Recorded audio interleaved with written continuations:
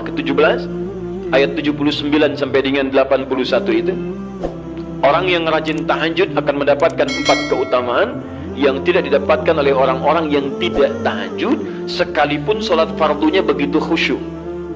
Ya, antum sholat fardu khusyuk, bagus, tapi nggak tahajud, nggak dapat 4 keutamaan itu. Ini sudah saya bahas panjang lebar di pertemuan lalu, saya hanya sebutkan cepat saja. 1, Allah akan mengangkat karir, pekerjaan atau aktivitasnya di tempat yang terbaik. Ya deh, jadi kalau antum misalnya pengusaha atau orang karir di kantor dan sebagainya, itu akan cenderung kemudian ditolong oleh Allah, diangkat ke tempat yang terbaik. Terbaik itu tidak harus puncak yang paling tinggi, direktur, tidak misalnya, tapi tempat yang bisa membuat nyaman hidup Anda, sholat bisa nyaman, bergaul juga nyaman, dan tenang kehidupannya. Mungkin level Anda nggak sampai puncak ya direktur utama, mungkin direktur 1, 2 gitu ya, tapi Anda dijauhkan dari hal-hal yang maksiat, dijauhkan. Sholatnya enak, punya ruangan nyaman dan sebagainya. 2, Allah akan bimbing setiap ahli tahajud. Allah akan bimbing sehingga menjalani awal pekerjaannya dengan begitu mudah. Wa rabbi adkhilni mudkhala sidqin. Ya Allah, tolong bimbing saya supaya mengawali pekerjaan dengan cara yang benar. 3, awas hati-hati, Anda memang posisi tinggi, sekarang dapat proyek. Apakah setiap yang dapat proyek menjalani pekerjaannya dengan benar? Belum tentu. Jangan tinggi-tinggi lah. Maaf ya, apakah orang tua yang sekarang menyekolahkan anaknya ke tempat belajar menjalani awalnya dengan benar? Hati-hati ya Bu ya, Pak. Bapak Ibu menyekolahkan anak dengan awal yang salah, maka memberikan jalan keburukan ketika dia belajar. Saya katakan, jangan pernah Anda masukkan anak Anda ke sekolah dengan menyogok. Bayar sekian supaya masuk, menyalahi aturan. Kalau awalnya sudah salah, bagaimana anak Anda bisa belajar dengan benar? Mustahil mendapatkan sesuatu yang tidak baik. Yang baik itu mustahil dapatkan.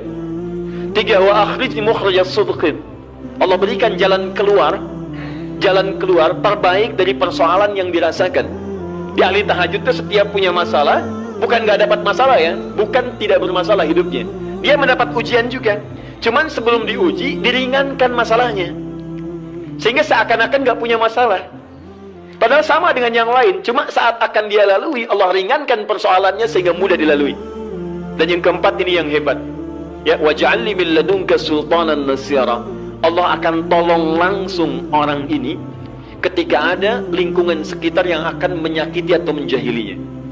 Kalau diisengi orang, diganggu orang dan sebagainya, ini orang-orang seperti ini langsung mendapatkan perlindungan dari Allah Subhanahu wa taala. Ada satu kali, ini kisah nyata, seorang saleh ahli tahajud, sampai saking ahli tahajudnya tidak ingin mendiam. Ini sangat nyata kisahnya dan tidak mengarang. Satu kali Pak, kemudian malam-malam dia perjalanan dengan rombongan. Apa yang kemudian mendengar suara dan menyaksikan kebiasaan dia. Anda tahu apa yang terjadi? Dan itu apa yang dilakukan? Kabur. Udah gak panjang bikinnya, kabur ya kan?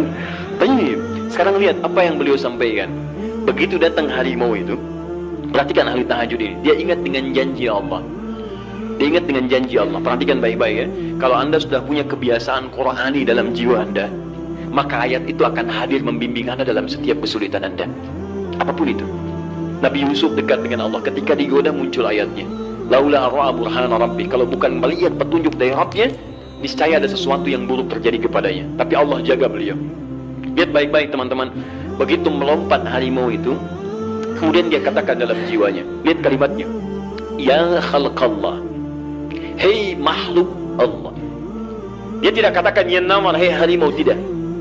Kalau disebutkan harimaunya menunjuk pada zatnya, tapi dia lekatkan makhluk ini kepada penciptanya. Hei makhluk Allah, ya khalqallah, hei makhluk Allah, jika saya memang rizki yang telah Allah tetapkan untukmu pada saat ini, maka saya ridho untuk engkau makan, silakan, tidak ada masalah. Kalau Allah tetapkan saya sebagai rizki untukmu pada saat ini, silahkan.